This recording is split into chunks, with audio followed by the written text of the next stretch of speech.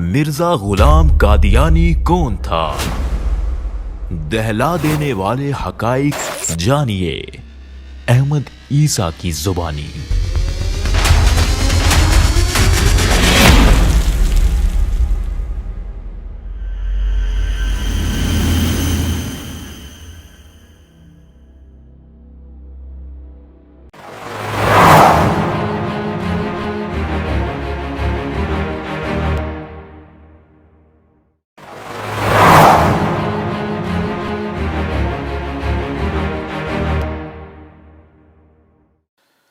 مرزا غلام قادیانی کی امت مرزیہ، امت قادیانیہ جو خود کو جماعت احمدیہ کہلواتے ہیں،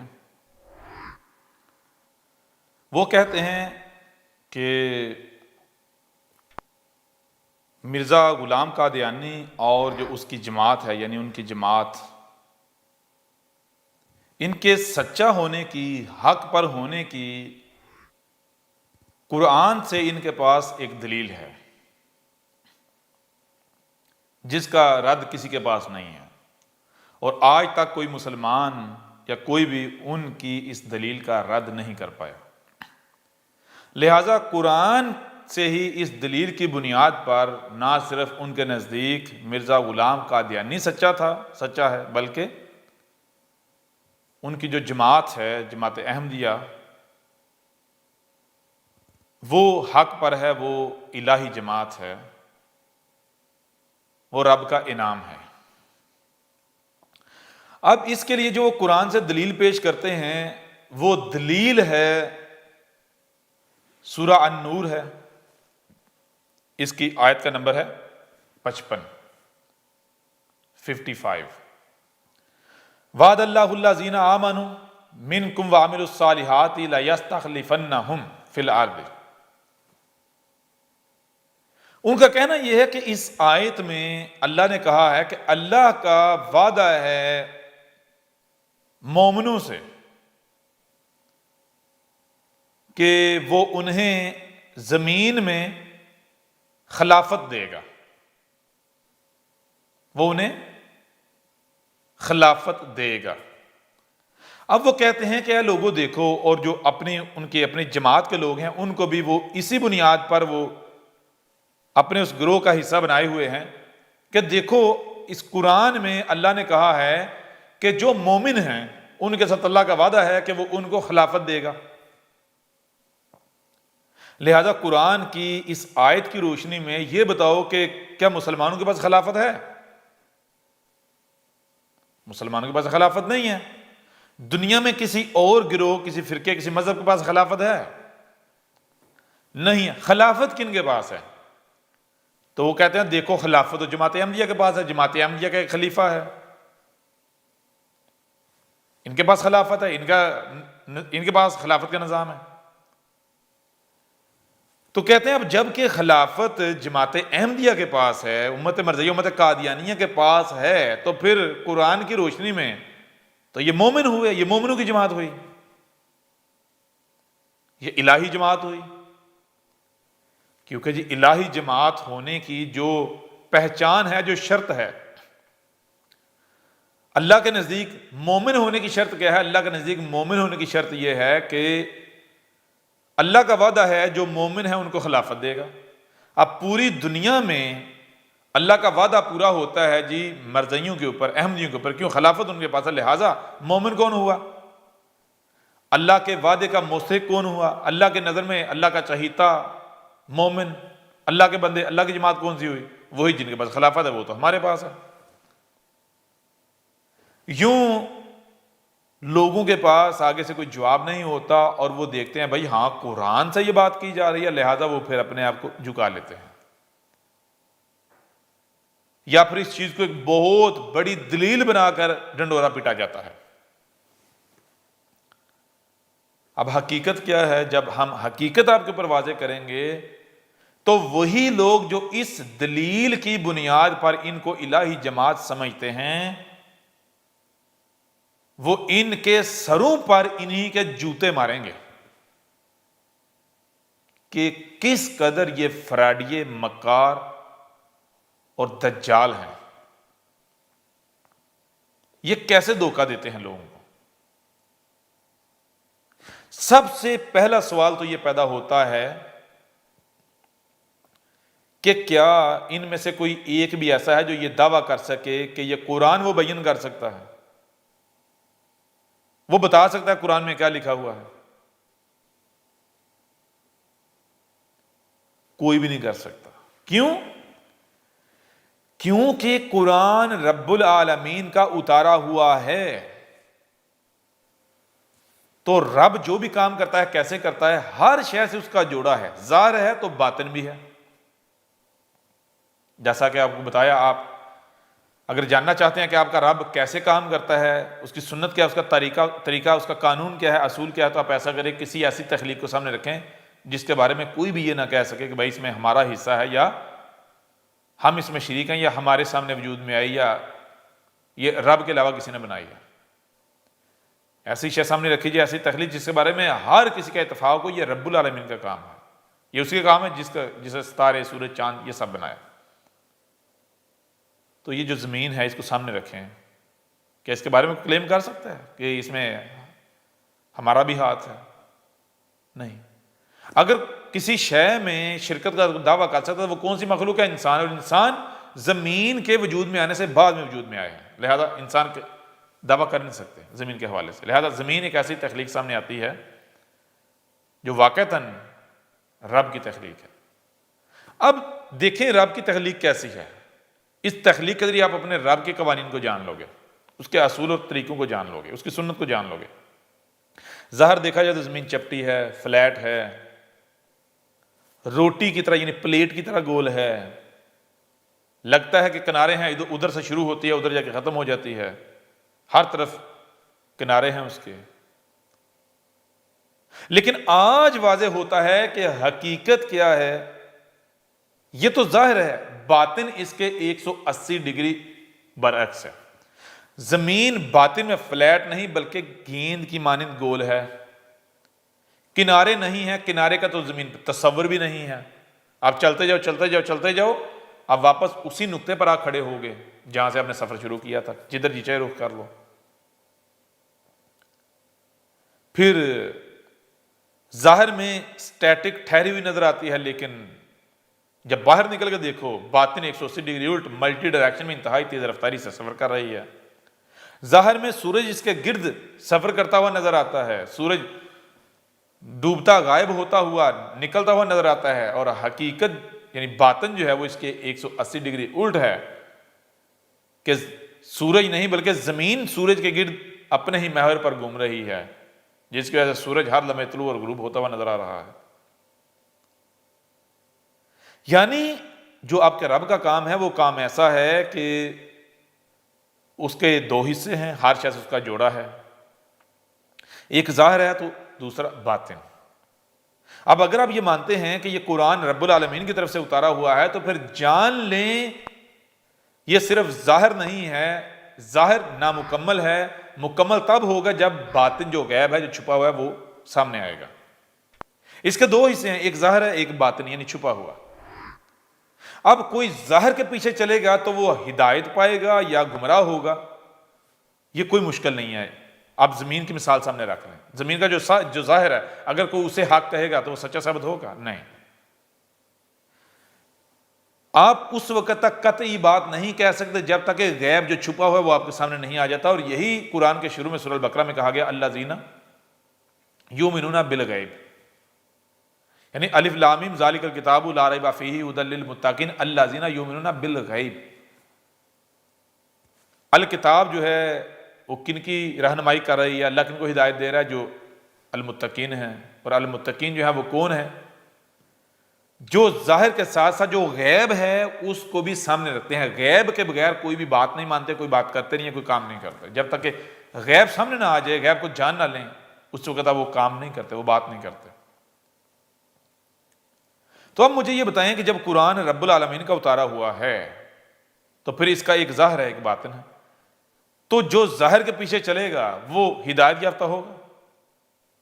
اس لیے اس قرآن کے اندر لکھا ہوا ہے کہ اس قرآن کے ذریعے سے، اس قرآن کے ساتھ ایک بہت بڑی تعداد ہے لوگوں کی جو گمراہ ہو رہی ہے، اور ایک تعداد ایسی ہے جو ہدایت بھی پا رہی ہے۔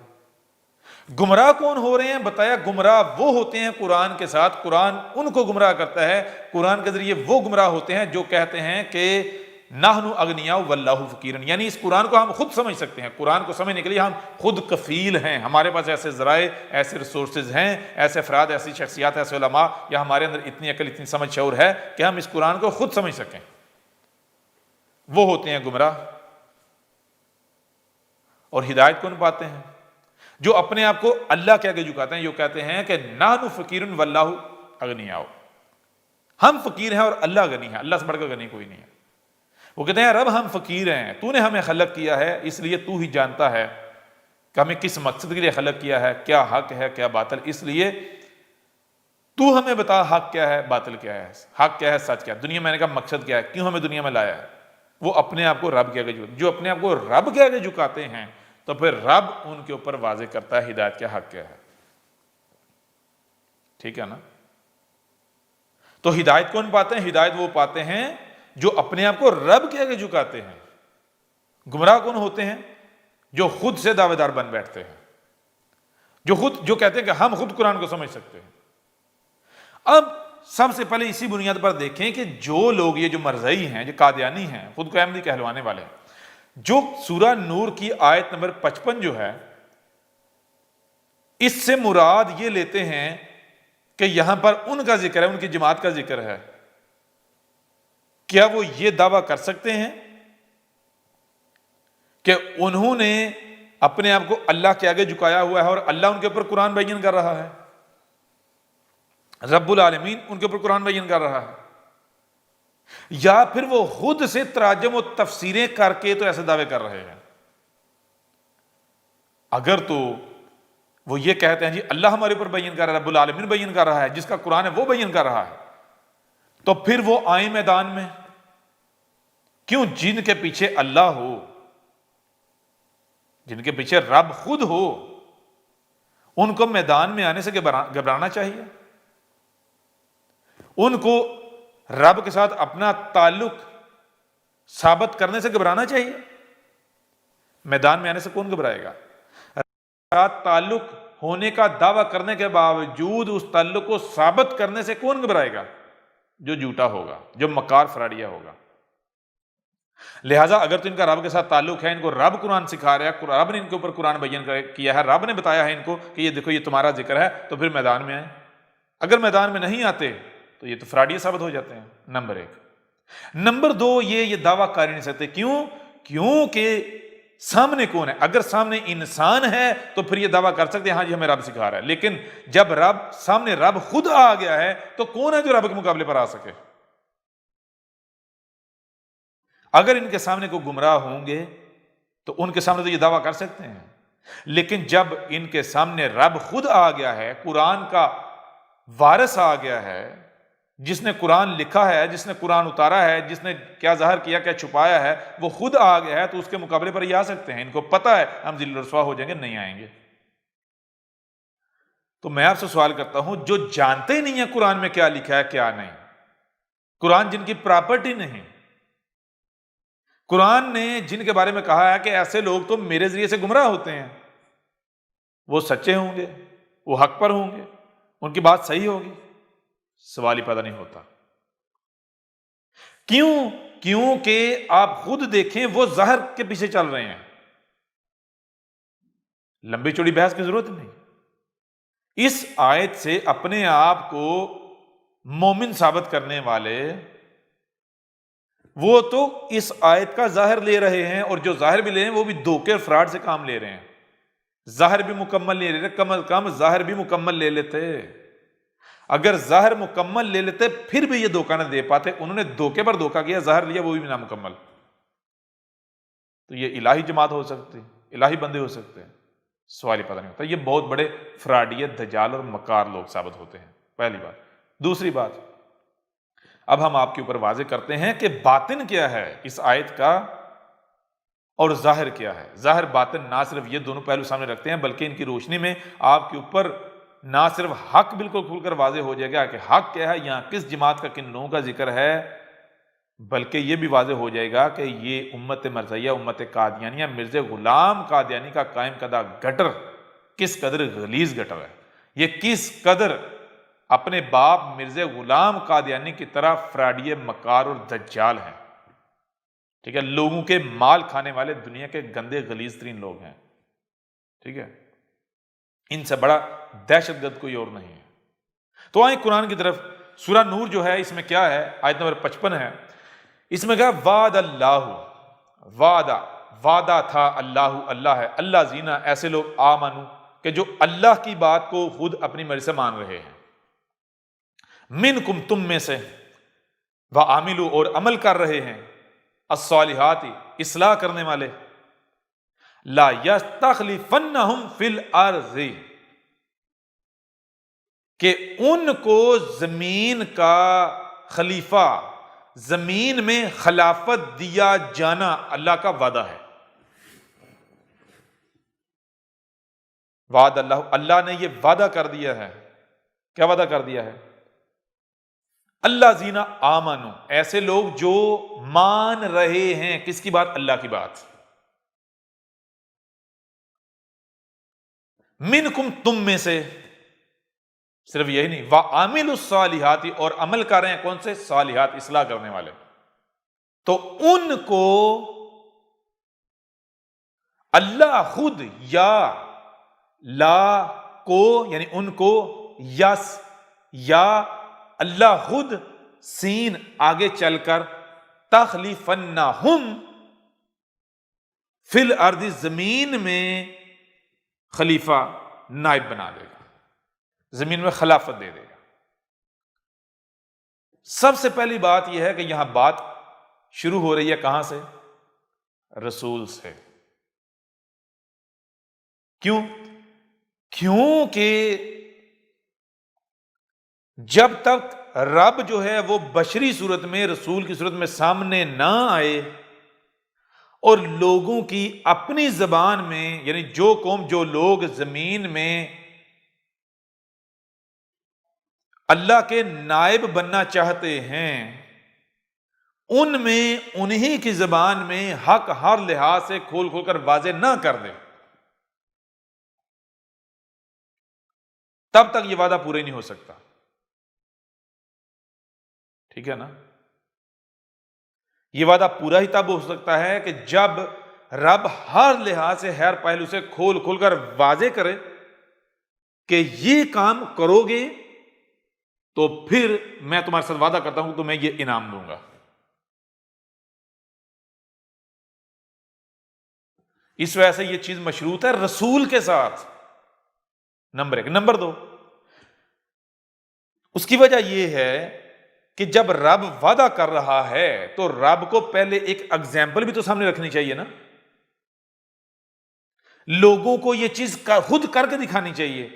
رب کو بشری صورت میں دنیا میں آنا چاہیے، انسانی صورت میں، پھر ایک انسان کس طرح اٹھ کر یہ کام کر کے زمین میں رب کا نائب بن سکتا ہے، رب کو یہ ایک پریکٹیکل اگزامپل قائم کرنی چاہیے، کر کے دکھانا چاہیے، اور اس کے بعد رب کو کہنا چاہیے کہ جو ایسا کریں گے، اس طرح کریں گے، پھر میں ان کو ایسا ہی انعام دوں گا، ایسے زمین میں وارث بناؤں گا۔ تو یہاں ابتدا کہاں سے؟ رسول سے، ہر لحاظ سے، کہیں بھی کسی طرف سے بھی غور کر لیں، اور آپ حیران ہو جائیں گے کہ اس سے جو پچھلی آیت ہے اس میں یہی بات کی جا رہی ہے۔ آیت نمبر 54، کل کہ آتی اللہ و آتی الرسول، کل یہ کہنا پڑے گا، کیا کہنا پڑے گا؟ آتی اللہ، کیا ہے؟ تیو، اطاعت کی جا رہی ہے، مانی جا رہی ہے، بات سن کر سمجھ کر مانی جا رہی ہے۔ اللہ تھا، اللہ کی اطاعت کیا ہے؟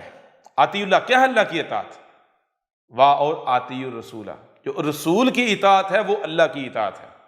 کیوں؟ کیونکہ اسی قرآن میں دوسرے مقام پر کہا کہ اللہ اور رسول میں فرق نہیں کرو، جیسے ایک دائرہ ہے، اگر اس دائرے کو درمیان سے کاٹو گے تو دو کمانیں بن جائیں گی، ایک کمان اللہ ہے اور دوسری کمان اس کا رسول، دونوں ملیں گے تو مکمل وجود ہے، اگر دونوں میں سے ایک کو بھی الگ کرو گے تو پیچھے مکمل ہی رہے گا، آدھا ہو جائے گا۔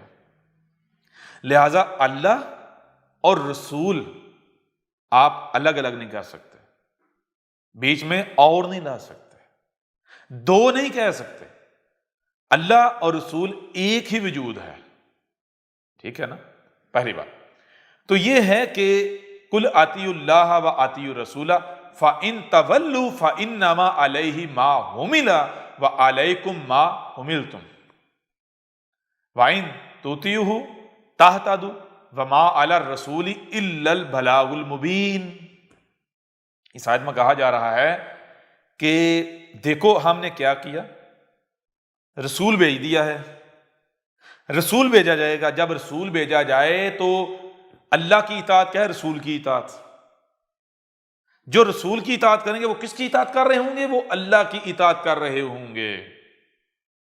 تو اب جو اللہ کی اطاعت کر رہے ہیں یعنی رسول کی اطاعت کر رہے ہیں تو ان کے ساتھ کیا وعدہ، ان کے ساتھ کیا کیا جائے گا، کیا انعام ملے گا، اس کا بدلہ کیا ہوگا، وہ آگے بتایا جائے گا۔ لیکن پہلے واضح کر دیا کہ جو پھر جائیں گے، فَإِن تَوَلُّوا، پس اگر تولو پھر رہے ہو، فَإِنَّمَا عَلَيْهِ مَا حُمِلَ وَعَلَيْكُمْ مَا حُمِلْتُمْ، تو پھر اس کا نتیجہ یہ ہے کہ جب تم پھر رہے ہو تو پھر جو بدلہ آنا ہے، جو نتائج آنے ہیں وہ تم نے خود ہی بھگتنے ہیں۔ پھر جو ذمہ داری وہ تمہارے اپنے اوپر پڑے گی، جو کانسیکوینس ہوں گے وہ تمہارے اپنے اوپر پڑیں گے، جو وہ بال آئے گا۔ کیوں کہ غور کرنا ہے، جب رسول آ جائے تو رسول کیا؟ رب خود۔ رب جب خود آ جاتا ہے بشری صورت میں تو رب کیا ہے؟ لا شریک۔ جب رب بشری صورت میں آ گیا ہے تو رب بشری صورت پہ بھی اپنا شریک برداشت نہیں کرے گا۔ رسول آئے تو جس ریڈیس کے لیے رسول آئے اس ریڈیس میں اس کے دشمن موجود ہوں، وہ مالک ثابت نہ ہو، مالک نہ بنے، وہ رسول ثابت نہیں ہوتا، وہ اللہ وہ رب ثابت نہیں ہوتا۔ تو جب رسول آ جاتا ہے جس ریڈیس کے لیے آتا ہے تو رسول کو زمین کا وارث بنایا جانا، زمین میں نائب بنایا جانا، یہ قانون ہے اللہ کا۔ یہ وہ وجہ ہے جس وجہ سے رسول کے ساتھ رب کا وعدہ ہے، اللہ رب العالمین کا وعدہ ہے کہ اذا جاء نصر اللہ والفتح ورأیت الناس یدخلون فی دین اللہ افواجا۔ رب کی نصرت آنا، اللہ کی نصرت، اللہ کی مدد کا آنا، اور تمام کے تمام رستے جو رستے پہلے رکاوٹیں تھے وہ کھولے جانے، یہ اللہ کا وعدہ ہے کسی رسول کے ساتھ، اور پھر لوگوں کا فوج در فوج دین میں شامل ہونا اور زمین پر غلبہ دے دینا رسول کے ساتھ، یہ اللہ کا وعدہ ہے۔ کیوں؟ کیونکہ رسول اللہ خود ہوتا ہے، تو کیا اللہ خود اپنے خلاف کرے گا؟ سوال پیدا نہیں ہوتا۔ تو یہ کہا کل اطیعوا اللہ و اطیعوا الرسول فإن تولوا فإنما علیہ ما حمل وعلیکم ما حملتم وإن تطیعوہ تہتدوا، اور اگر آگے جو بات کی گئی وإن تطیعوہ، اور اگر اطاعت کر رہے ہو کس کی؟ ہمارے بھیجے ہوئے کی، تہتدوا تو پھر کیا ہے؟ ہدایت پا رہے ہو۔ ہدایت پانا یہ طے شدہ ہے، پھر تم صحیح رستے کے اوپر ہو، پھر تم غلط رستے پر نہیں ہو۔ یہ ہے دو گروہ واضح کر دیے، رسول بھیجا گیا، پھر جانے والے، ماننے والے، ٹھیک ہے۔ اور آگے وما علی الرسول الا البلاغ المبین، اور ہمارے رسول کے اوپر نہیں ہے، اگر ہے تو کیا ذمہ داری؟ صرف یہ کہ کھول کر پہنچا دے، ہر لحاظ سے ہر پہلے سے کھول کر پہنچا دے۔ تو جیسے ہی ہمارا رسول ہر لحاظ سے ہر پہلے سے کھول کر پہنچا چکے گا تو تب تک یہ فیصلہ ہو جائے گا، پھرنے والے پھر چکے ہوں گے، ماننے والے دل و جان سے مان چکے ہوں گے، کفر کرنے والے یعنی چھانٹی ہو چکی ہوگی۔ اس طرح سے رسول آیا، اس نے حق کھول کر واضح کیا، جب تک وہ حق کھول کر واضح کر رہا تب تک چھانٹی ہو رہی ہے۔ جیسے ہی آیا تو کفر و کذب، دوسرا ماننے والے، جو کفر و کذب کرنے والے ان میں سے بھی کچھ پچھتا رہے ہیں کہ ان کے کفر و کذب انہوں نے انجانے میں کر دیا۔ اب جب رسول پہنچا رہا ہے، حق واضح ہوا ہے، تو ان میں سے کچھ واپس آ رہے ہیں، رجوع کر رہے ہیں۔ تو جو مان رہے ہیں ان میں سے کچھ واپس جا رہے ہیں۔ اس طرح ہر ایک اس کے مقام پر، یعنی یہ رب چھانٹی کر رہا ہے۔ تو جب تک رسول پیغام پہنچا رہا ہوتا ہے تب تک رب چھانٹی کر رہا ہوتا ہے، بتاتا نہیں میں، یعنی کہ یہ نہیں کہ عملی طور پر ان کو ان کے مقام پر رکھ رہا ہوتا ہے، نہیں، ابھی ان کے مقامات طے کیے جا رہے ہوتے ہیں۔ تو جب رسول پیغام پہنچا چکتا ہے اور لوگ چھانٹی ہو جاتے ہیں، کفر و کذب کرنے والے کو اس کیٹیگری میں آ جاتے ہیں، خاموش رہنے والے اس کیٹیگری میں آ جاتے ہیں، ماننے والے اس کیٹیگری میں، پھرنے والے اس کیٹیگری میں، سب کیٹیگریز تشکیل پا جاتی ہیں۔ تو اس کے بعد پھر کیا آتا ہے؟ جو اللہ کا وعدہ ہے وہ کیا ہے؟ وہ اگلی آیت میں بتا دیا، وعد اللہ الذین آمنوا، وعدہ تھا اللہ کا۔ اللہ کا وعدہ کیا؟ اللہ زینا آمن، ان لوگوں سے جو رسول آیا ہے تو اس کی دعوت کو دل سے مان رہے ہیں، نہ صرف مان رہے ہیں بلکہ وَعَامِلُوا الصَّالِحَاتِ، اور جو عمل کر رہے ہیں وہ عمل کیا ہیں؟ اصلاح کرنے والے. وہ اپنے عمل سے ثابت کر رہے ہیں کہ اے رب ہم صالح لوگ ہیں، اصلاح لوگ ہیں، یعنی کہ وہ خرابیاں ٹھیک کر کے جس حد تک ان کو ہدایت دی ہے، جس حد تک ان کو، جس سطح تک ان کو صلاحیتیں دی ہیں، اصلاح کرنے کی صلاحیتیں دی ہیں، وہ اس سطح تک اپنے آپ کو صالح ثابت کر رہے ہیں، اپنے آپ کو صالح اصلاح کرنے والے ثابت کر رہے ہیں. تو جب وہ اپنے آپ کو صالح اصلاح کرنے والے ثابت کر دیتے ہیں تو پھر کیا ہے؟ لا یستخلفنہم فی الارض، تو پھر اللہ کیا کرتا ہے؟ ان کو زمین میں، پہلے جن کے پاس زمین کا اقتدار ہے، اختیار ہے، ان سے چھین کر، ان سے واپس لے کر، ان کو ہٹا کے، پیچھے کر کے، ختم کر کے، تو زمین کا وارث ان کو بنا دیتا ہے. خلف کہتے ہیں بعد کو. تو خلف فی الارض کا مطلب یہ ہے زمین میں بعد والے، یعنی پہلے زمین کا اقتدار، اختیار آپ نے کسی کو دیا ہوا ہے تو خلف کہتے ہیں، خلف فی الارض کہتے ہیں کہ اس زمین میں پہلے والوں کو ہٹا کے جن کو آپ لے کر آئے ہیں ان کو زمین کا وارث بنانا. ٹھیک ہے جی. اس کو ایک مثال سمجھ، مثال کے طور پر آپ کا ایک کارخانہ ہے یا ایک ملک ہے، آپ اس ملک کے صدر ہیں، صدارتی نظام ہے، آپ اس ملک کے صدر ہیں، آپ کے اختیار میں آپ اپنی مرضی سے حکومت لے کے آتے ہیں، وزیر اعظم اپنی مرضی کا اپوائنٹ کرتے ہیں، وزیر مشیر سب کچھ، سارا وہ حکومت جو ہے وہ آپ اپنی مرضی کے لوگ لا کے بٹھاتے ہیں. اب آپ بادشاہ ہیں، صدر ہیں، اب آپ نے نظام چلانا ہے، اس کے لیے آپ کو لوگ چاہیے. اب آپ کی رعایا میں سب کے سب فراڈیے، دھوکے باز، اس طرح کے لوگ ہیں. حکومت بھی چلانی ہے، اس کے لیے لوگوں کی بھی ضرورت ہے. کہاں سے لوگ لے کر آئیں گے؟ لوگ تو رعایا میں سے، انہی میں لوگوں میں سے آئیں گے نا. تو اب آپ کیا کریں گے؟ آپ کرتے ہیں کہ رستہ کھول دیتے ہیں، جو بھی حکومت میں آنا چاہتا ہے ان میں سے آ جائے. کیوں؟ آپ کو پتا ہے کہ جو اس کے اہل ہیں وہ تو ہیں ہی نہیں، تو ان میں سے جو آتے ہیں آئیں، لگے رہیں، آپس میں کھیلتے رہیں. لیکن جیسے ہی آپ کی رعایا میں سے کوئی بھی یہ اعلان کرتا ہے، یہ دعویٰ کرتا ہے کہ بھئی میں آپ کا فرما بردار ہوں، تو کیا آپ یہ چاہیں گے کہ ایک فرما بردار کی موجودگی میں ایک جو نافرمان ہے اس کے پاس حکومت رہنے دیں؟ سوال ہی پیدا نہیں ہوتا. لیکن چیز یہ ہے کہ جو فرما بردار ہونے کا دعوے دار ہے اس کو اپنا فرما بردار ہونا ثابت کرنا پڑے گا. اگر وہ ثابت کرے گا تو آپ جو پہلے والا ہے اس کو ہٹا دیں گے حکومت سے اور اس کو حکومت دیں گے. اگر یہ فرما بردار ثابت نہیں کرے گا تو آپ اسے حکومت نہیں دیں گے. کیوں؟ کہ اگر نافرمان کو دینی ہے تو جس کے پاس ہے اس کے پاس رہنے دو، بدلنے کی کیا ضرورت ہے؟ نافرمان کو پھر ہم نہیں دیں گے، اس کو اگر چاہیے تو یہ پھر ان کے ساتھ لگا رہے، یہ آپس میں لگے رہے. ہم اسے دیں گے جو ہمارا فرما بردار ہے، ورنہ ہم پیچھے ہو کے بیٹھ جائیں گے. اس وقت تک پیچھے رہیں گے جب تک کہ ہمارا فرما بردار کوئی آ نہیں جاتا. ٹھیک ہے نا؟ تو اب کیا ہے؟ اب یہ ہے کہ آپ اس وقت تک صبر کرتے ہیں، یہ اسی طرح دیکھتے رہتے ہیں، تماشا دیکھتے رہتے ہیں کہ نافرمان آ رہے ہیں، حکومت کر رہے ہیں، اس وقت تک تماشا دیکھتے ہیں جب تک کہ آپ کا جو ملک ہے اس کی سلامتی کو خطرہ لاحق نہیں ہو جاتا. جب آپ کو یہ نظر آنا شروع ہو جائے کہ اب بس، اب اگر مزید ان کے ہاتھ رہنے دیا تو یہ تباہ کر دیں گے پکڑ کے، تو پھر آپ کیا کریں گے؟ پھر آپ خود ایک ٹیم تشکیل دیں گے. ٹھیک ہے نا؟ اور اس ٹیم، تو جو ٹیم آپ خود تشکیل دیں گے، کیا اس ٹیم کو آپ نائب خلیفہ خلافت دیں گے یا نہیں؟ جو پہلے جن کے پاس حکومت ہے ان کو ہٹا کے، اپنے اختیارات کا استعمال کرتے ہوئے ان کو ہٹا کے، تو جو آپ اپنی تیار کردہ ٹیم ہے اس کو وارث بنائیں گے یا نہیں بنائیں گے؟ حکومت دیں گے یا نہیں دیں گے؟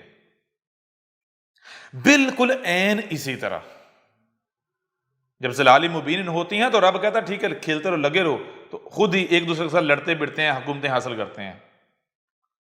لیکن جب اس وجہ سے فساد اس قدر بڑھ جاتا ہے کہ اب مزید برداشت نہیں کیا جاتا، رب الصبور ہے، صبر کرنے والا، صبر کرتا ہے، صبر کر رہا ہے، لیکن ہر شے کی اجل بھی ہے. تو جب صبر کی اجل آ جاتی ہے تو پھر رب کیا کرتا ہے؟ رب وہی پہلے تو رب دیکھتا رہتا ہے کہ ان میں سے کوئی اٹھے صالح، اپنے آپ کو صالح ثابت کرے، میں دوں صالح ثابت۔ بہت سارے گروہ، بہت ساری جماعتیں اٹھتی ہیں لیکن اپنے آپ کو صالح ثابت نہیں کر پاتے۔ تو پھر بالآخر جب وہ وقت آتا ہے تو رب کیا کرتا ہے؟ رب پھر خود سامنے آتا ہے، خود اپنی ایک ٹیم تشکیل دیتا ہے۔ اس ذریعے سے نہ صرف رب پریکٹیکل یہ دکھاتا ہے کہ دیکھو اس کے بعد جب جب بھی وقت آئے تو جو اس سیڑھی پر چڑھیں گے تو یہ منزل پائیں گے۔ ٹھیک ہے؟ نہ صرف رب یہ پریکٹیکل کر کے دکھاتا ہے بلکہ پھر رب اپنا وعدہ پورا بھی کرتا ہے بعد میں بھی۔ ٹھیک ہے نا؟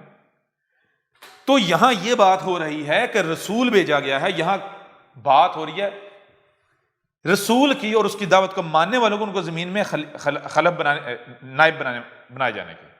کس رسول کی؟ قرآن میں اساطیر الاولین نہیں ہے، قرآن میں آپ کا ذکر ہے، قرآن کے نزول سے لے کر اسات کے قیامت تک کا ذکر ہے۔ یہاں یہ ذکر ہو رہا ہے اس رسول کا جس کی بعثت کا وعدہ کیا گیا تھا، جو کہ سورہ جمعہ میں بھی ہے اور پورے قرآن میں موجود ہے۔ کون سا رسول؟ اس کی ایک آسان پہچان ہم آپ کے سامنے رکھ دیتے ہیں، بہت ہی آسان پہچان ہے۔ یہاں جس رسول اور اس رسول کی دعوت کے ماننے والوں اور ان کو زمین کا وارث بنائے جانے والوں کا ذکر ہے، کن کا؟ قرآن میں دوسرے مقام پر بتا دیا۔ یہ سورہ توبہ ہے، 9 نمبر سورت، اس کی آیت کا نمبر ہے 70 یعنی 70۔ کہا جا رہا ہے الم یاتہم نباء الذین من قبلہم قوم نوح وعاد وثمود وقوم ابراہیم واصحاب مدین والمؤتفکات آتتہم رسلہم بالبینات فما کان اللہ لیظلمہم ولکن کانوا انفسہم یظلمون۔ یہاں اس آیت میں بتایا جا رہا ہے عالم یاتیہم، کیا لم نہیں، یاتیہم، وہ جو آگے آنے والے لوگ ہیں۔ قرآن کے نزول کے وقت کہا تھا کہ آگے آنے والی جو قوم ہے جن کے پاس کیا آ جائے گا؟ نباء الذین من قبلہم،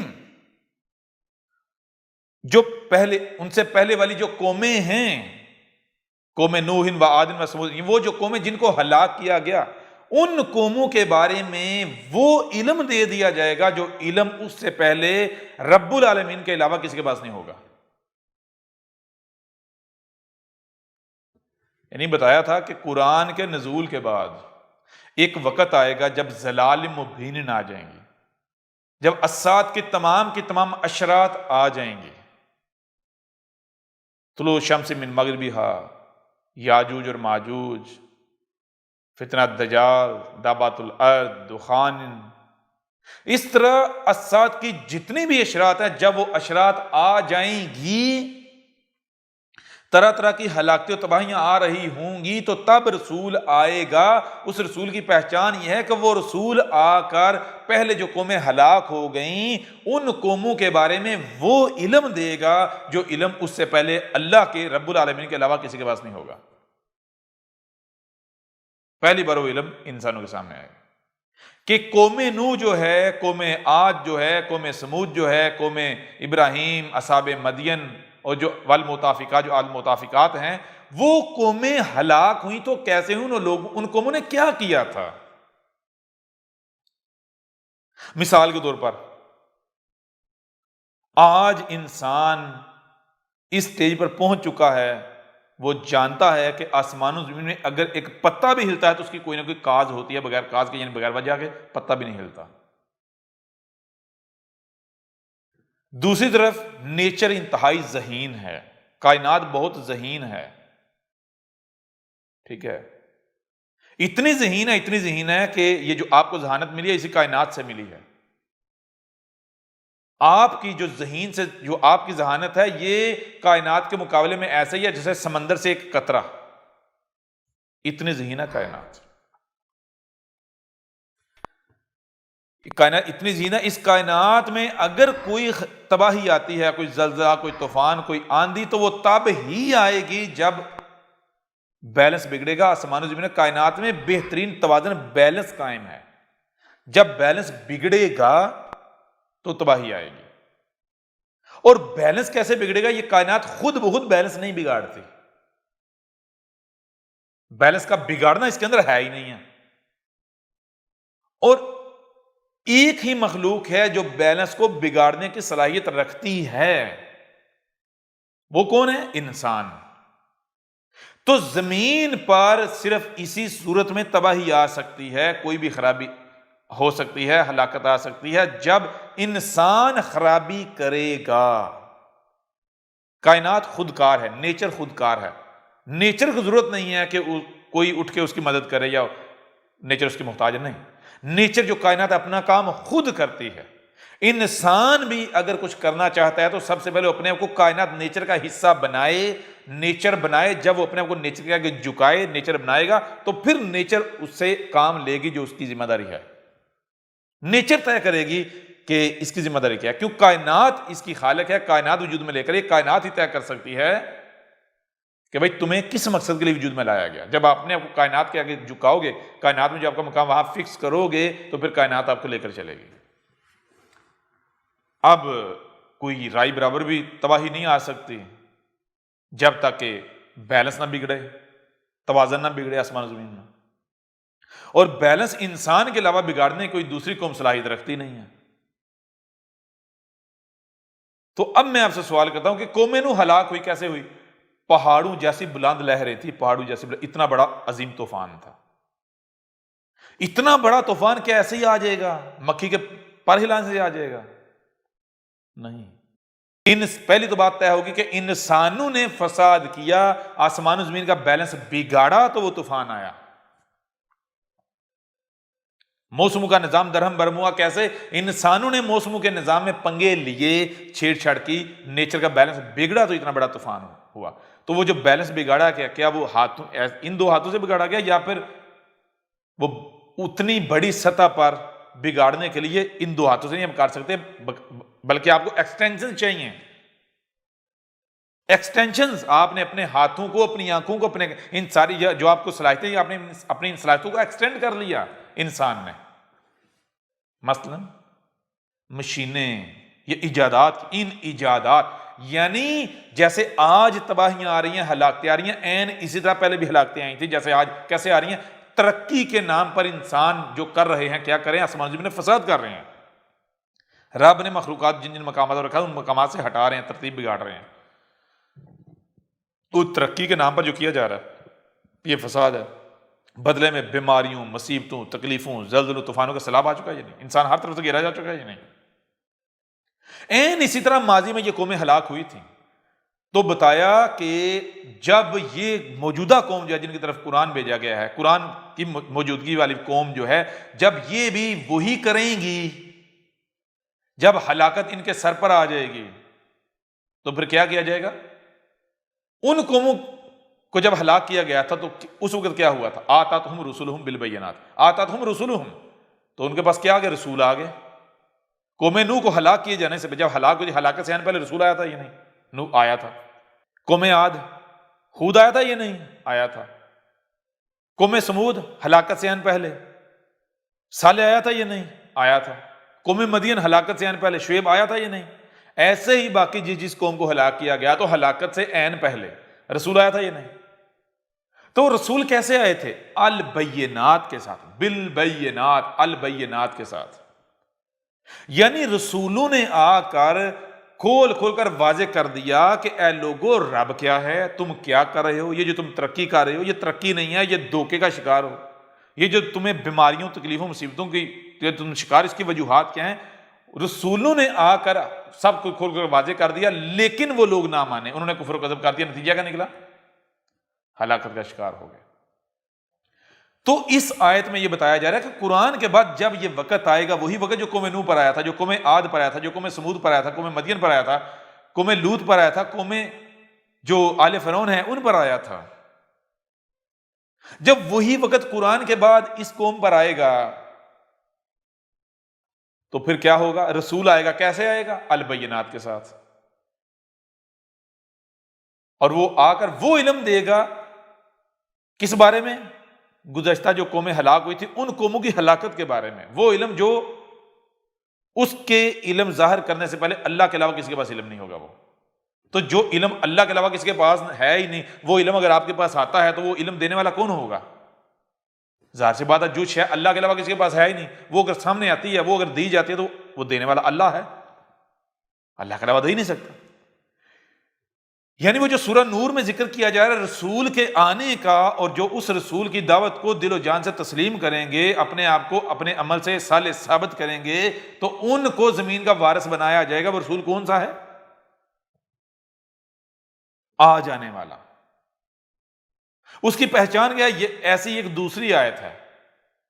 پہلی آیت میں بتایا گیا، ماضی میں بتایا گیا تھا جب آئے گا، یعنی آگے جا کے آئے گا، اور جب آ جائے گا اس وقت کے لیے۔ یہ سورہ ابراہیم ہے، 14 نمبر سورت ہے، اور آیت کا نمبر ہے 9۔ سورہ ابراہیم مطلب کیا؟ مطلب یہ کہ وہ اس وقت کا ابراہیم ہوگا۔ ایک طرف اگر آپ ابراہیم کو رکھو گے، دوسری طرف اسے رکھو گے، تو تم دونوں میں کوئی فرق نہیں کر پاؤ گے۔ گویا کہ ابراہیم ہے جو دوبارہ خود آ گیا ہے۔ ابراہیم نے کیا کیا تھا؟ ابراہیم نے آ کر اپنے آباء و اجداد کے دین کا دفاع نہیں کیا تھا۔ ابراہیم نے الٹا آباء و اجداد کے دین کو دین باطل ثابت کیا، ان کے خداؤں کو بت ثابت کیا، ان کے بتوں کے اوپر کلہاڑے چلائے۔ بتوں کے اوپر کلہاڑے چلا کے جو سب سے بڑا بت تھا کلہاڑا اس کے کندھے پر رکھ دیا۔ کیوں؟ کہ اگر یہ حق تھے اور یہ بھی حق ہے، تو اس کی موجودگی میں یہ کیسے ٹوٹ گئے، کیسے قتل ہو گئے، کیسے مر گئے؟ یہ بچا لیتا نا۔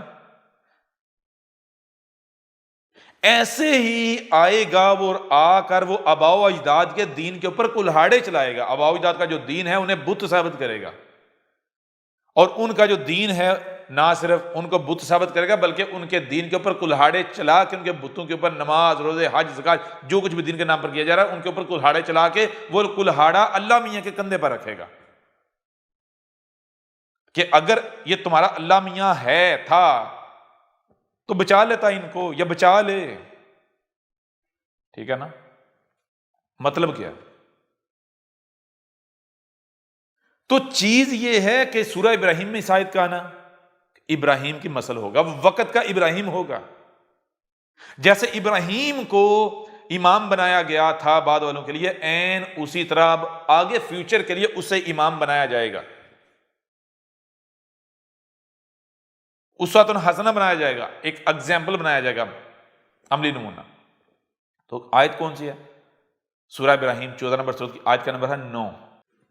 الم یاتکم نبأ الذین من قبلکم قوم نوح وعاد وثمود والذین من بعدہم لا یعلمہم الا اللہ جاءتہم رسلہم بالبینات فردوا ایدیہم فی افواہہم وقالوا انا کفرنا بما ارسلتم بہ وانا لفی شک مما تدعوننا الیہ مریب۔ کیا کہا جا رہا ہے؟ کہا جا رہا ہے کہ جب رسول آ گیا ہے، جب وہ رسول آ گیا ہے تو اس وقت پوچھا جا رہا ہے، بتایا جا رہا ہے رسول، عالم یاتکم نبأ الذین من قبلکم، اے لوگو، اے قرآن کے کو پڑھنے کے دعوے دارو، کیا تمہارے پاس ان لوگوں کے بارے میں وہ علم نہیں آ گیا جو علم اس سے پہلے اللہ کے علاوہ کسی کے پاس نہیں تھا؟ کن لوگوں کے بارے میں؟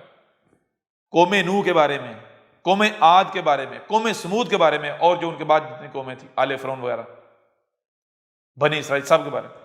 کیا ان قوموں کے بارے میں وہ علم نہیں آ گیا، ان لوگوں کے بارے میں وہ علم نہیں آ گیا جو علم اس سے پہلے، علم سامنے آنے سے پہلے کسی انسان کے پاس نہیں تھا، اللہ کے علاوہ کسی کے پاس نہیں تھا؟ اگر وہ علم نہیں آیا تو بے فکر ہو جو، کچھ بھی نہیں ہونے والا۔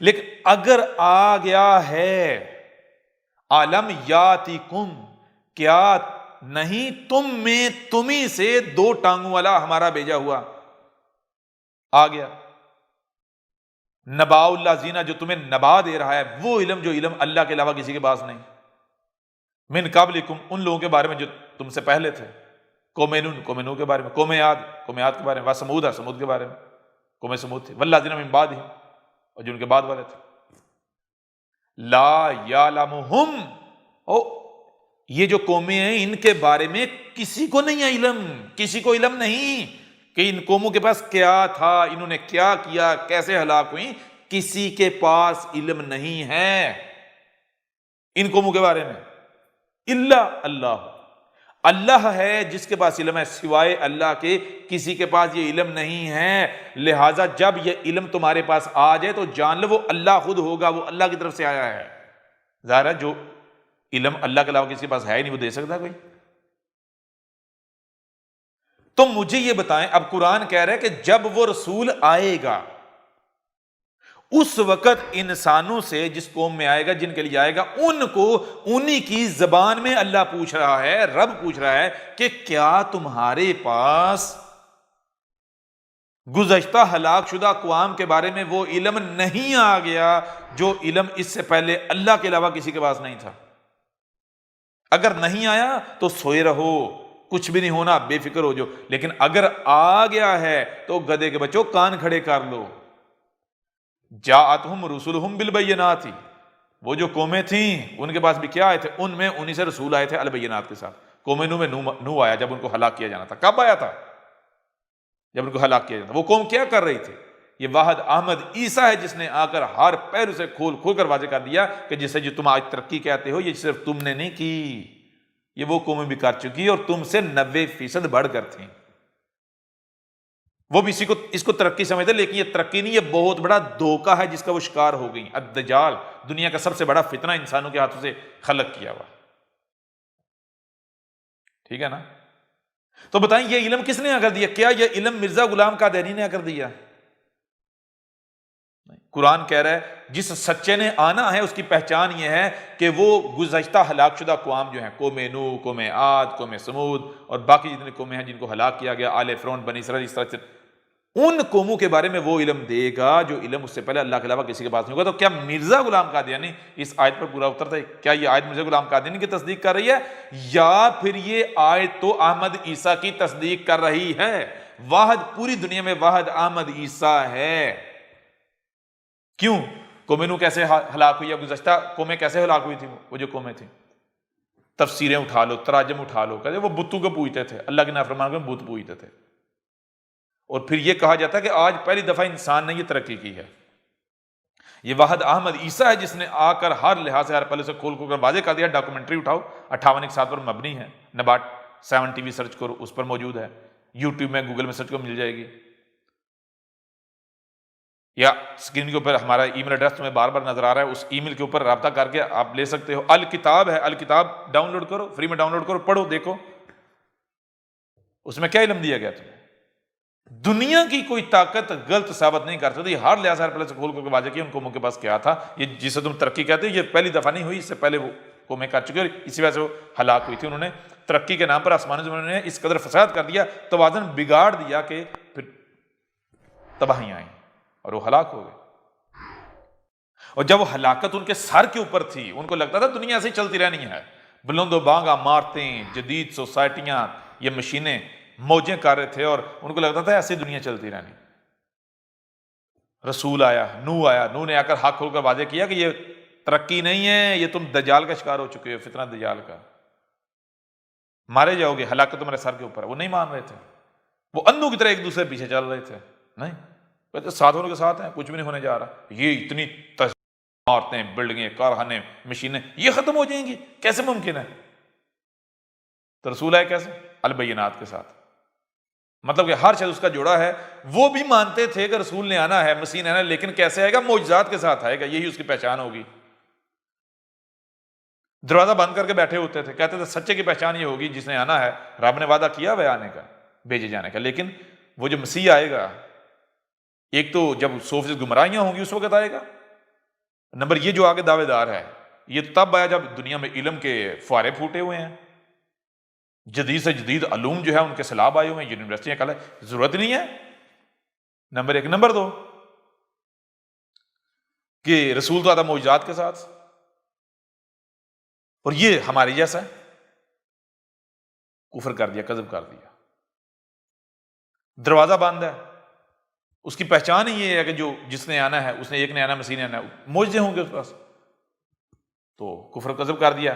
کیا فردوا ایدیہم، اپنے ہاتھوں سے رد کیا، ہاتھوں یعنی طاقت کا استعمال کیا رسولوں کے خلاف، فی افواہہم، اور جو ہاتھوں کا استعمال کر رہے تھے وہ محض منہ کی ہوا کے بنیاد پر اپنی بات کو سچا ثابت نہیں کر پا رہے تھے، منہ سے محض ہوا خارج کر رہے تھے، ان کی کوئی بھی بات باوزن نہیں تھی ان قوموں کی رسولوں کے مقابلے پر۔ اور وقالو، اور جیسے آج تم کہہ رہے ہو، کیا کہہ رہے ہو، انا کفرنا بما ارسلتم بہ، یہ تو جس کے ساتھ آیا نا جو باتیں کر جا، ہم نہیں مانتے، ان کا بھی یہی کہنا تھا، یہی حرکتیں تھیں۔ وَإِنَّ لَفِي شَكٍّ مِّمَّا تَدْعُونَنَا إِلَيْهِ مُرِيبٍ، یعنی ہم کسی بھی صورت تیری جس طرح تو بلا رہا ہے ہم نہیں آنے والے، ہمیں شک ہے تیرے دین میں، یہ حق نہیں ہو سکتا، یہ ہے وہ ہے، حالانکہ غلط ثابت نہیں کر سکتے، صرف شک ہے، ثابت نہیں کر سکتے، تو چلو اپنے شک کو ثابت ہی کر دو، وہ بھی نہیں۔ تو چیز یہ ہے، اب آپ نے یہ دیکھ لیا کہ کس رسول کا ذکر ہے سورہ نور میں، اس رسول کا جس نے آنا ہے، تو پھر کیا ہونا ہے؟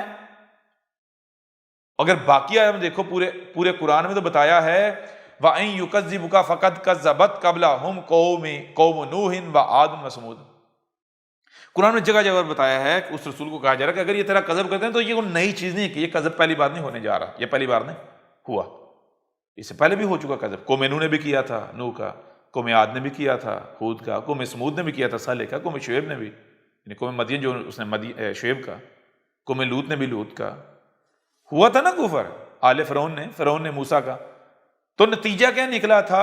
آج بالکل وہی نکلنے جا رہا ہے۔ تو یہ جان لیں کہ سورہ نور کی طرف اب آئیں واپس، سورہ نور میں بتایا جا رہا ہے کہ جو رسول آئے گا وہ آ کر وہ علم دے گا گزشتہ ہلاک شدہ اقوام کے بارے میں، قوم نوح، قوم عاد، قوم سمود، ان قوموں کے بارے میں، جو علم اس سے پہلے اللہ کے علاوہ کسی کے پاس ہوگا نہیں، وہ رسول جو ہے، وہ رسول جب آئے گا جو اس کی دعوت کو دل سے تسلیم کر رہے ہوں گے اور اپنے عمل سے اپنے آپ کو صالح ثابت کر رہے ہوں گے، تو ان کے ساتھ اللہ کا وعدہ ہے کہ ان کو زمین میں نائب بنائے گا۔ اس وقت زمین پر جو قابض ہوں گے، جن کے پاس زمین کا اختیار ہوگا، اقتدار ہوگا، ان قوموں کو، ان لوگوں کو ہٹا کے، تو یہ جو جماعت ہوگی جو رب کا بھیجا ہوا رسول ہوگا اور اس کی دعوت کو ماننے والے، ان کو زمین میں وارث بنائے گا، نائب بنائے گا۔ کیسے؟ غور کیجئے گا، کَمَا اسْتَخْلَفَ الَّذِينَ مِن قَبْلِهِمْ، کہا ہے کہ بالکل عین اسی طرح زمین میں ان کو وارث بنایا جائے گا، زمین کے نائب بنایا جائے گا، پہلے والوں کو جن کے پاس حکومت ہوگی، اقتدار کو ہٹا کے ان کو حکومت دی جائے گی، جیسے پہلے ہم نے کیا تھا۔ پہلے دیکھو نوح آیا تھا، نوح اور اس کی ماننے والوں کو ہم نے زمین میں کیسے خلف کیا تھا، قرآن میں آیات اٹھا کے دیکھ لو۔ ہود اور اس کی ماننے والوں کو ہم نے زمین میں کیسے خلیفہ بنایا، خلافت دی تھی، قرآن اٹھا کر دیکھو۔ صالح کے وقت، شعیب کے وقت، موسیٰ کے وقت، ہم نے جب اپنے ان رسولوں کو بھیجا تھا تو ان کا کفر و کذب کرنے والوں کو صفحہ سے مٹا دیا تھا، اور جو ان کی ماننے والے تھے، جو ان کی مان رہے تھے، جو المومن تھے، جنہوں نے اپنے آپ کو المومن صالح ثابت کیا، ہم نے اپنے رسول اور جو ان کی ماننے والے تھے نہ صرف ان کو بچا لیا بلکہ ان کی آنکھوں کے سامنے کفر و کذب کرنے کو ہلاک کر کے پیچھے زمین کا وارث بنا دیا ان مومنوں کو، رسول ان کے ساتھیوں کو۔ تو یہاں کہا جا رہا ہے کہ کَمَا اسْتَخْلَفَ الَّذِينَ مِن قَبْلِهِمْ وَلَيُمَكِّنَنَّ لَهُمْ دِينَهُمْ الَّذِي ارْتَضَىٰ لَهُمْ وَلَيُبَدِّلَنَّهُمْ مِن بَعْدِ خَوْفِهِمْ آمَنَّا۔ ایک اور چیز بتا رہی ہے، پہلی تو چیز یہ کہ کہا بالکل عین اسی طرح ہم زمین میں ان کو خلافت دینے جا رہے ہیں، خلافت دیں گے، خلافت دینے جا رہے ہیں جیسے ہم نے پہلے والوں کو دی تھی۔ آگے بعد میں بڑھتے ہیں۔ نمبر 1، کیا مرزا غلام قادری اس نے آ کر وہ علم دیا؟ تو جو اس کی ماننے والے تھے ان کو زمین میں اقتدار، رب نے نائب بنایا، وارث بنایا، زمین میں خلافت دی۔ کون سی خلافت؟ اگر یہ وہی خلافت ہے جس کو خلافت کہتے ہیں، تو کیا نوح اور اس کے ماننے والوں کو بھی ایسی خلافت ملی تھی؟ ہود اور اس کے ماننے والوں کو ایسے ہی خلافت ملی تھی اور ایسے ہی ملی تھی؟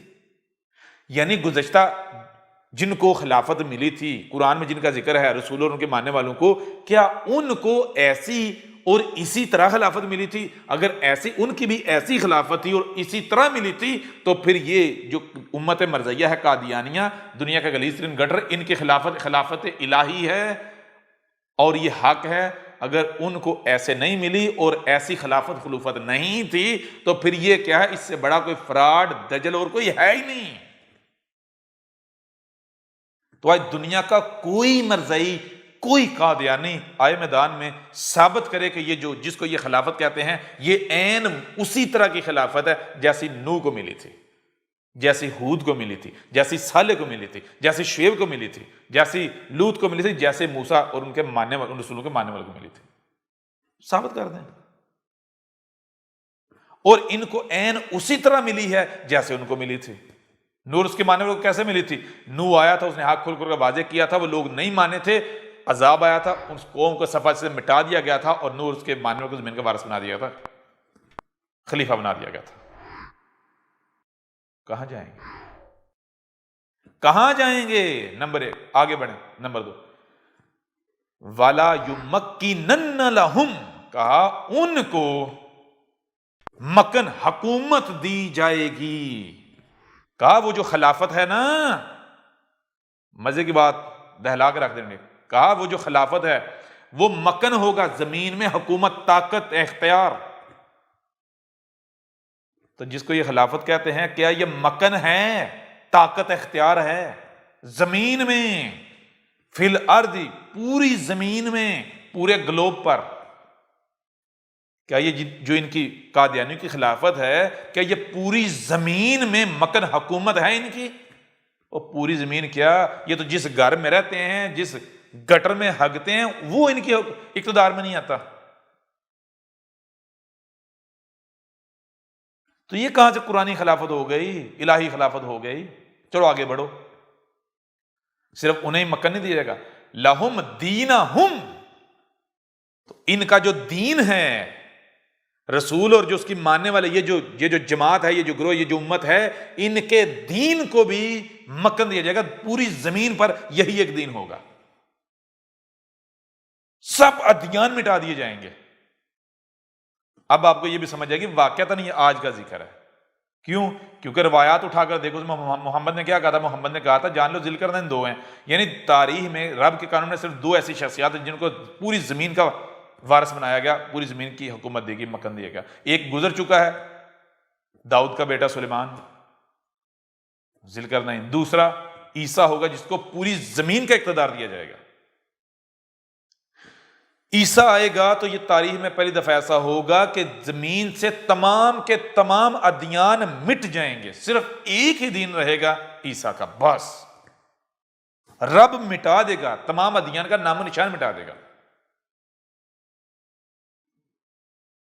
آ رہی سمجھ نہیں آ رہی؟ اس آیت میں کیا ہے؟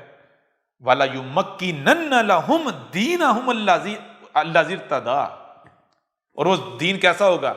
وہ دین ایسا کہ کوئی بھی اس پر اعتراض نہیں کر سکے گا، ہر کوئی اس دین پر راضی ہوگا۔ دین کسے کہتے ہیں؟ طریقے کو، فارمولے کو، ٹھیک ہے نا؟ کیا کرنا ہے، کیا نہیں کرنا، کیا کھانا ہے، کیا پینا ہے، کیسے کرنا ہے، کیسے کیا اگانا ہے، طریقہ۔ دین ہر شے کو اس کے مقام پر رکھنا ہے۔ تو یہ جو رسول اور اس کی جو جماعت ہے، جس شے کو جس مقام پر رکھے گی تو ہر کوئی راضی ہوگا، اختلاف نہیں کرے گا، اعتراض نہیں کرے گا۔ کب مکن دیا جائے گا؟ کب دیا جائے گا؟ یہ نہیں کہ رسول مار کھپ جائے گا، گزر جائے گا، نہیں۔ اگر تو نوح مار کھپ گیا تھا، اس کے بعد صدیوں بعد جب اس کی جماعت کو ملا تھا مکن 100 یا 300 سال بعد، تو ایسا ہوگا۔ اگر نوح کے وقت ایسا نہیں ہوا تھا تو جو نوح کے وقت ہوا تھا وہ ہونا ہے۔ پھر آگے لہم و اور لا یبدلنہم، ہم ان کو بدل دیں گے، ہم ان کو بدل دیں گے۔ رسول اور اس کی جو جماعت ہے، جو گروہ ہے، ہم ان کو بدلیں گے۔ کیسے بدلیں گے؟ کیا ان کا بدلنا؟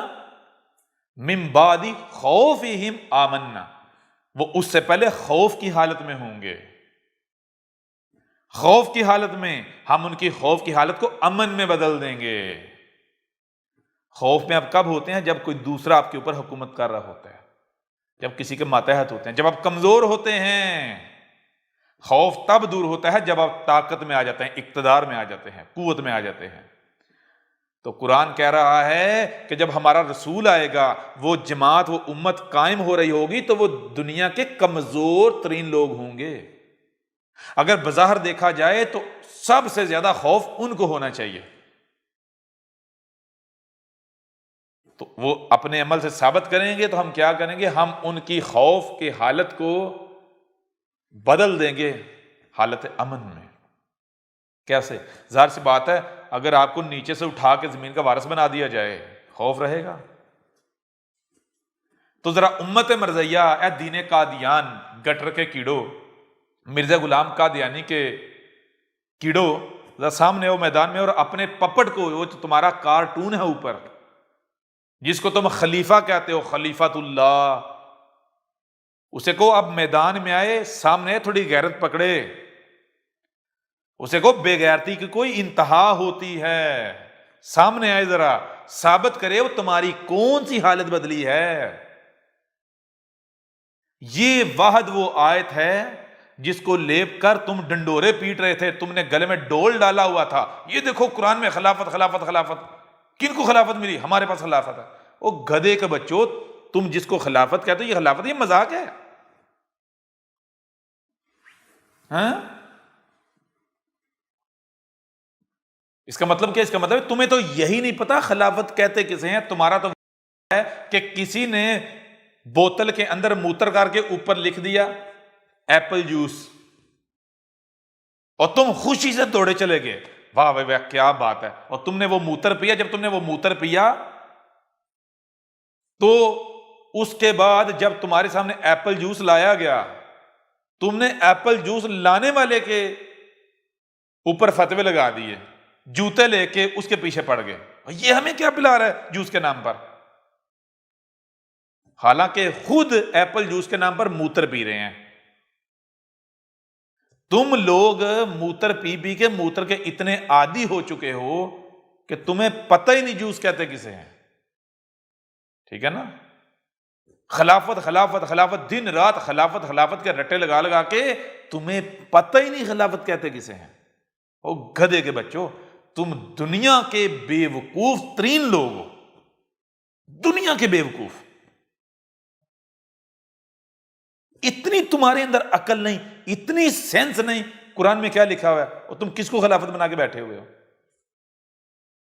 اتنی سینس نہیں تمہارے اندر، اور گدھے کے بچوں، اس اپنے کارٹون کو دیکھو نا، تمہاری خلافت الہی خلافت ہے، یہ جو تمہارا خلیفہ ہے، خلیفہ، خلیفہ کیسے بنتا ہے؟ کلفے سے، کلفے سے خلیفہ، یہ جو تم نے لالی پاپ رکھا ہوا ہے خلیفہ کے نام پر، جس کو پوری کی پوری جماعت چوس رہے ہو، ٹھیک ہے، اس کو ذرا سامنے لے کر آؤ، کیونکہ یہ اللہ کا خلیفہ ہے نا،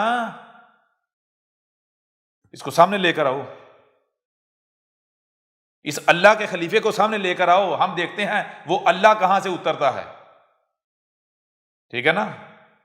تمہارا یہ خلیفہ اور اس خلیفے کا اللہ احمد عیسیٰ کے جوتے کی نوک پر، گدھے کے بچے، گٹر کے کیڑوں، تمہیں پتا ہے رب العالمین ہے کیا؟ اگر رائی برابر بھی غیرت ہے تو لاؤ اپنے اللہ میاں کو سامنے لاؤ، تمہارے اللہ میاں کی ایسی کی تیسی، تمہارا اللہ میاں احمد عیسیٰ کے جوتے کی نوک پر۔ اب اگر تم لوگوں میں ایک رائی برابر بھی غیرت ہے اور تمہارے اللہ میاں میں بھی غیرت ہے، احمد عیسیٰ تمہارے اللہ میاں کو بھی چیلنج کر رہا ہے، یہ تمہارا رب تم سے کلام کر رہا ہے، جس نے تمہیں خلق کیا ہے، جو کہ کوئی اوپر چڑھ کر نہیں بیٹھا ہوا، یہ کائنات جسے تم کائنات کہتے ہو، ہم تم سے کلام کر رہے ہیں، جاؤ اس کو لے کر آؤ جو تمہارا اللہ ہے، اور یہ تمہارے اس اللہ کا نمائندہ ہے، اس کو بھی لے کر آؤ میدان میں۔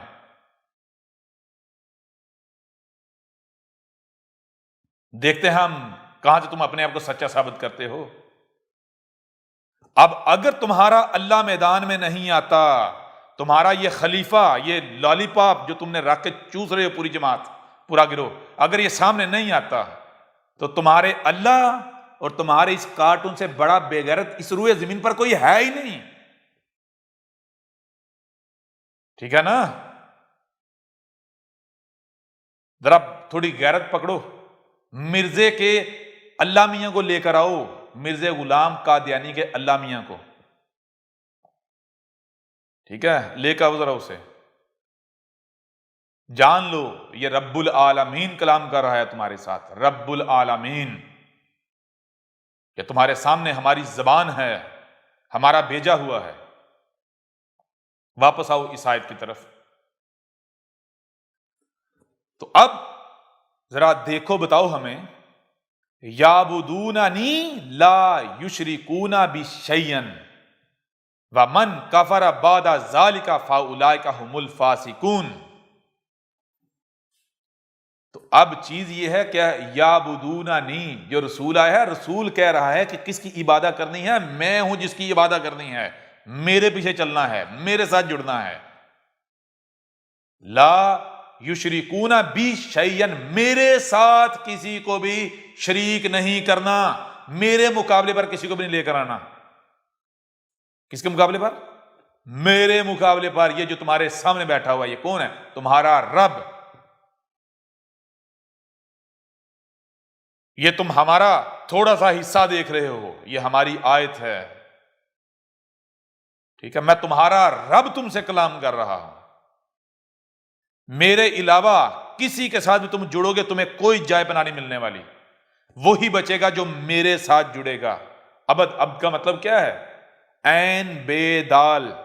جو عین ہے، عین کیا ہے؟ جو حقیقت میں اپنا وجود رکھتا ہے، نہ کہ غین. اس کی وجہ سے کوئی دوسرا دعوے دار ہو جائے، نہیں. اس کی وجہ سے کسی دوسرے کا وجود بنے، نہیں. عین، عین کیا ہے؟ یہی کائنات جسے تم کہتے ہو. بے دال، بے کہتے ہیں ساتھ لنک ہونا اور دال فکس ہو جانا، ٹھیک ہے نا؟ یعبدوننی، ایک ہی رستہ ہے تمہارے پاس، وہ یہ کہ میری عبادت، میرے ساتھ جڑ جاؤ. میرے ساتھ کس کے ساتھ؟ جسے تم کائنات کہتے ہو، مدر نیچر کہتے ہو. لا یشرکون بی شیئا، یہ جو تم شرک کر رہے ہو، مداخلت کر رہے ہو، میرے مقابلے پر کسی کو بھی لے کر آ رہے ہو، باز آ جاؤ. ومن کفر، اور جس نے کفر کیا. اب حق اس قدر کھول کر واضح کر دینے کے باوجود جس نے کفر کیا، جو مقابلے پر آیا، جس نے مقابلے پر کسی کو بھی کھڑا کیا، کچھ بھی کیا، اب رخ ادھر ادھر کیا، بعد ذالک، اس کے بعد، فاولئک هم الفاسقون. پاس یہ کون ہیں؟ ایسا کرنے والے کون ہیں؟ ہم، یہ جتنے بھی ہیں ایسا کرنے والے، الفاسقون، الفاسق ہیں، فسق کر رہے ہیں. تو جو فاسقین ہیں، جو فاسق ہیں، فاسقون، ان کا انجام کیا ہے ہمیں بتانے کی ضرورت نہیں. ہم تمہیں پریکٹیکل دکھائیں گے، دور نہیں ہے، اپنی آنکھوں سے دیکھو گے. یہ کوئی مرزا کذاب نہیں بیٹھا ہوا، ہر شے سے اس کا جوڑا ہے. سچا ہے تو کذاب جھوٹا بھی. پہلے کذاب آتا ہے پھر سچا آتا ہے. یہی تو سچے کی پہچان ہے. وہ آ کر بتاتا ہے کہ وہ کذاب تھا، وہ کذاب کو آ کے واضح کرتا ہے، ٹھیک ہے؟ کذاب کا سحر وہ آ کے توڑتا ہے، سچا آ کر توڑتا ہے. جہاں تک تمہارے پاس جو دلائل ہیں، ہمارے پاس سوالات آتے ہیں کہ اگر یہ جماعت احمدیہ الہی جماعت نہ ہوتی، رب کا اس پر ہاتھ نہ ہوتا، تو 100 سال سے زیادہ عرصہ ہو گیا، یہ کیسے قائم ہے؟ پھیل گئی، یہ ہو گیا، وہ ہو گیا. بے فکر ہو جاؤ، تمہیں ایک ایک سوال کا جواب ملے گا. وہ یہ جو تم جس بنیاد پر اکڑ رہے ہو، یہ مہلت ہم نے دی تھی. اس مرزا غلام قادیانی کذاب الخنزیر نے ہم سے مہلت مانگی تھی. جتنے عرصے کی اس نے ہم سے مہلت مانگی تھی، ہم نے اسے مہلت دی، لے جا، تو کر کے دکھا لے، جو تیرے دعوے ہیں پورے کر کے دکھا. وہ ہمارا بھیجا ہوا نہیں ہے، تو کر کے دکھا اپنے آپ کو ہمارا بھیجا ہوا ثابت، اور وہ کر کے دکھا، زمین میں مکر حاصل کر کے دکھا. دیکھتے ہیں تو کیسے کرتا ہے، تیرے ماننے والے کیسے کرتے ہیں. تو جو مہلت اس نے مانگی تھی وہ مہلت ہم نے دی. اب جب وہ مہلت پوری ہو گئی تو ظاہر سی بات ہے وہ مہلت ہم نے دی ہوئی تھی نا، تو ہم ختم تھوڑی ہونا دیں گے. ہم نے تو بعد والوں کے لیے مرزا غلام قادیانی کذاب کو اور اس کی جماعت کو، گروہ کو نشان عبرت بنانا ہے. یہ تو ہم نے خود ڈیل دی ہوئی تھی تاکہ بعد آگے فیوچر میں کوئی بھی کذاب کھڑا ہونے سے پہلے اپنا انجام سامنے رکھے. اس کی جماعت، اس کا گروہ جو اگر کوئی کھڑا کرنا چاہے تو وہ تمہارے انجام کو بطور عبرت سامنے رکھے، تاکہ بعد میں کوئی اتنی آسانی سے سامنے نہ آئے، کوئی کھڑا نہ ہو. یہ تو ہمارا فیوچر کا بندوبست تھا، فیوچر کی پلاننگ تھی. ٹھیک ہے نا؟ یہ سب تمہارے اوپر واضح کریں گے ہر لحاظ سے، ہر پہلو سے. بہرحال ان آیات سے بھی ہر بات ہر لحاظ سے کھول کر واضح کر دی، اور یہ بھی واضح کر دیا کہ یہ جو اس آیت کی بنیاد پر آج تک دھوکہ دیتے رہے کہ دیکھو جی قرآن میں سورہ نور کی آیت نمبر 55 میں جو اس دین قادیان گھٹر کے نزدیک آیت نمبر 56 ہے 56، اللہ نے کہا ہے کہ جو مومن ہے میرا ان سے وعدہ، میں انہیں خلافت دوں گا. خلافت ملی ہمیں، اس لیے مومن تو ہم ہیں. گدھے کے بچوں آپ آؤ نظر میدان میں، یہ تمہاری خلافت کی حقیقت. دنیا کے بے وقوف ترین لوگ ہو تم، جاہل ترین، گندے غلیظ ترین مکار فراڈی ہے. بہرحال ہم انتظار کریں گے تمہارے اس پپٹ کا، یہ جو کلیفہ ہے مسلسل چوسا جانے والا کلفہ، اور اس کو چوسنے والی اس کی جماعت، دنیا کے غلیظ ترین، گٹر کے غلیظ ترین کیڑے، خود کو احمدی قادیانی مرزائی کہلوانے والے. دیکھتے ہیں کب تمہاری غیرت جاگتی ہے. بہرحال دیکھو تمہارے ساتھ ہوتا کیا ہے. اب تمہارا کاؤنٹ ڈاؤن سٹارٹ، اب اینڈ ہو چکا، بہت ہو گیا، بہت کھا لیا، بہت موجیں تم لوگوں نے لوٹ لی. اب اپنی آخری گنتی سٹارٹ کر دو. نمبر 1، نمبر 2، جو بھی دھمکیاں دیتے ہو، فتوے لگاتے ہو، گالیاں دیتے ہو، یہ تم جو ہمارا بھیجا ہوا احمد عیسیٰ، اس کو نہیں کہتے. یہ تم اپنے اوپر فتوے لگاتے ہو، یہ تم اپنی سزا تجویز کرتے ہو. ہم نے مسلمانوں کو بھی کہا تھا مسلمانوں جان لو، جو احمد عیسیٰ کو کچھ بھی کہے گا، کوئی الزام، کوئی تہمت، جو احمد عیسیٰ کے لیے کوئی سزا تجویز کرے گا، تو سزا تجویز کیوں کرے گا؟ کہ کذاب ہے اس لیے اس کو یہ سزا ملنی چاہیے. اب اگر احمد عیسیٰ کذاب ہے تو وہ سزا ملنی چاہیے، اگر کذاب نہیں تو وہ سزا اسی کو ملے گی جو تجویز کر رہا ہے، الا یہ کہ وہ رجوع کر لے. رجوع کرتا ہے تو بچے گا، ورنہ جو احمد عیسیٰ کے اوپر کسی قسم کا فتویٰ لگائے گا وہ اپنے لیے سزا تجویز کرے گا. ٹھیک ہے نا؟ ہم اسے نشان عبرت بنائیں گے، ذلیل و رسوا کر کے رکھ دیں گے. تو لہذا کر کے دیکھ لو. احمد عیسیٰ کون ہے؟ کیا آپ احمد عیسیٰ کو جانتے ہیں؟ احمد عیسیٰ وہ ہے جس نے ان باتوں پر سے پردہ اٹھایا ہے جس پر آج ہر کوئی اختلاف کر رہا ہے. حق اور باطل کی پہچان اب انتہائی آسان. آج ہی الکتاب کو ڈاؤن لوڈ کریں. مزید ویڈیوز کے لیے احمد عیسیٰ کے یوٹیوب چینل کو وزٹ کریں اور چینل کو سبسکرائب کرنا مت بھولیے گا.